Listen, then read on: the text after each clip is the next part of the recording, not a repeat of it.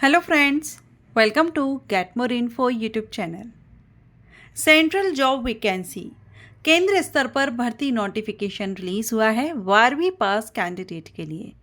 Minimum qualification 12th है, means कम से कम अगर आप 12वीं पास हैं तो आप आवेदन कर सकते हैं, और अगर ग्रेजुएट कैंडिडेट भी इंटरेस्टेड हैं आवेदन करने के लिए तो वो भी आवेदन कर सकते हैं। इसके ऑनलाइन एप्लीकेशन स्टार्ट हो चुके हैं, अगर आप चाहें तो आज भी आवेदन कर सकते हैं। और ये जो आपकी भर्ती रहेगी ये पक्की नौकरी है, परमानेंट जॉब है और फ्रेशर कैंडिडेट के लिए है, कोई भी एक्सपीरियंस नहीं मांगा गया है। और वहीं अगर आप SC, ST, PWD या वुमेन कैंडिडेट हैं तो आपके लिए एप्लीकेशन फ़ीस भी माफ़ है। जॉब लोकेशन क्या रहेगी यह हम आगे वीडियो में जानेंगे, क्योंकि इसमें अप्लाई तो ऑल इंडिया से कर सकते हैं, लेकिन जॉब लोकेशन आपकी कुछ स्पेसिफिक सिटीज़ हैं जहां पर आपकी जॉब लोकेशन रहेगी। तो जो भी कैंडिडेट इंटरेस्टेड हो, 12th आपने किसी भी सब्जेक्ट से किया हो, कितना भी परसेंटेज हो, आवेदन आप कर सकते हैं। तो चलिए इसका नोटिफिकेशन देखते हैं। तो सबसे पहले हम यहाँ पर पोस्ट देखेंगे। जूनियर सेक्रेटेरिएट असिस्टेंट की जो वैकेंसी है, इसमें एक पोस्ट है हिंदी के लिए। लेवल 2 से सैलरी है 19,900 से। अगर हम अप्रॉक्सीमेट देखें तो आपकी जो सैलरी है वो 37,885 रहेगी, अगर आपकी जॉब लोकेशन चेन्नई रहती है। ठीक, 12th पास कैंडिडेट आवेदन कर सकते हैं। और ये JSA की जो वैकेंसी होती है इसमें टाइपिंग टेस्ट होता है, सो आपको टाइपिंग टेस्ट ज़रूर यहाँ पर देना होगा। कंप्यूटर पर टाइपिंग करनी होगी, हिंदी या फिर इंग्लिश में से कोई एक। अपर एज लिमिट 31 साल रखी गई है अनरिजर्व कैंडिडेट को। रिजर्व कैटेगरीज के कैंडिडेट को एज रिलैक्सेशन दिया जाएगा। सेकंड है जूनियर सेक्रेटेरिएट असिस्टेंट, इसमें F&A के लिए है और इसमें आपकी एक वैकेंसी है, सेम वही रहेगा एलिजिबिलिटी कंडीशंस, लेकिन इसमें अपर एज लिमिट 28 साल रखी गई है और SC के लिए 33 साल रखी गई है। नेक्स्ट जूनियर सेक्रेटेरिएट असिस्टेंट की ही एक और वैकेंसी है स्टोर परचेज में, जिसमें अगेन एक वैकेंसी है और इसमें भी 28 साल अपर एज लिमिट रखी गई है। एंड जूनियर स्टेनोग्राफर के लिए, जूनियर स्टेनोग्राफर के लिए टोटल 4 वैकेंसी है। लेवल 4 से सैलरी है, 12th पास आवेदन कर सकते हैं। 27 साल अपर एज लिमिट है। OBC के लिए 30 साल रखी गई है, क्योंकि इसमें 3 तो पोस्ट अनरिजर्व्ड है और एक पोस्ट OBC है। और याद रखिएगा जो SC ST कैंडिडेट हैं वो अनरिजर्व पोस्ट के लिए आवेदन करेंगे तो उनको एज रिलैक्सेशन नहीं मिलेगा। ठीक है, इसके बाद आप यहाँ पर इसका देख सकते हैं, कुछ कंडीशंस दी गई हैं अप्लाई करने से रिलेटेड। इंडियन सिटीजन इसमें आवेदन करेंगे। आवेदन आपको अप्लाई जो करना है वो ऑनलाइन अप्लाई करना है, साथ में आप इसका प्रिंट आउट लेंगे, उसको सेल्फ अटेस्ट करके सारे जो भी डॉक्यूमेंट्स वगैरह हैं उनको आपको सेंड भी करना होगा। हिंदी और इंग्लिश दोनों ही लैंग्वेजेस में क्वेश्चन पेपर आपका अवेलेबल रहेगा। तो चलिए इसमें हम देखेंगे इसमें सिलेक्शन प्रोसीजर।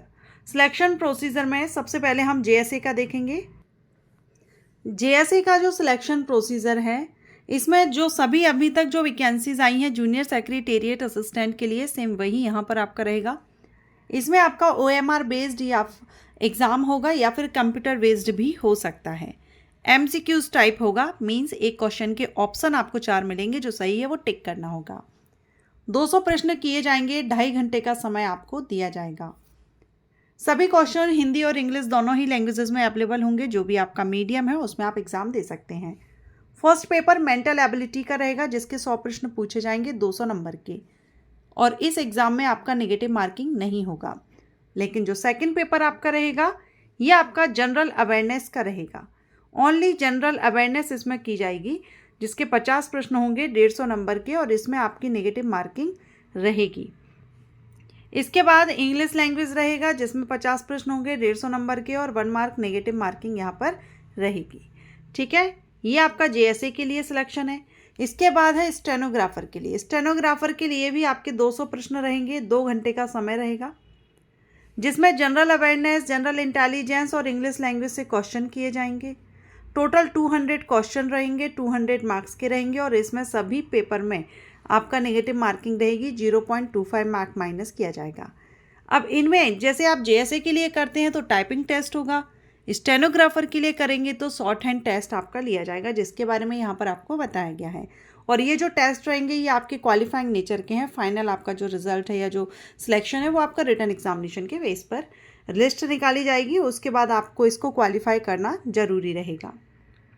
ठीक, अब इसमें हम एप्लीकेशन फ़ीस वगैरह देखेंगे। Application fees OBC, general, EWS इनके लिए 500 रुपये देना है मेल कैंडिडेट के लिए। फीमेल कैंडिडेट किसी भी कैटेगरी की हो, SC ST candidate, PWD candidate, इनके लिए फ़ीस माफ़ है, फ़ीस पे नहीं करनी है। सो जो जनरल, OBC और EWS मेल कैंडिडेट हैं उनको 500 रुपये, ये आपको अकाउंट डिटेल दिया गया है, इस पर आपको सबमिट करनी होगी।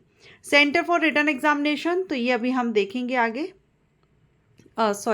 यहाँ देखिए सेंटर फॉर रिटन एग्जामिनेशन, तो आपका जो एग्जामिनेशन सेंटर है ये चेन्नई में ही रहेगा। इंटरव्यू, स्किल टेस्ट और रिटन एग्ज़ाम, इंटरव्यू नहीं है, स्किल टेस्ट है जो टाइपिंग एंड शॉर्ट हैंड है वो, और रिटन एग्ज़ाम ये आपका चेन्नई में ही रहेगा।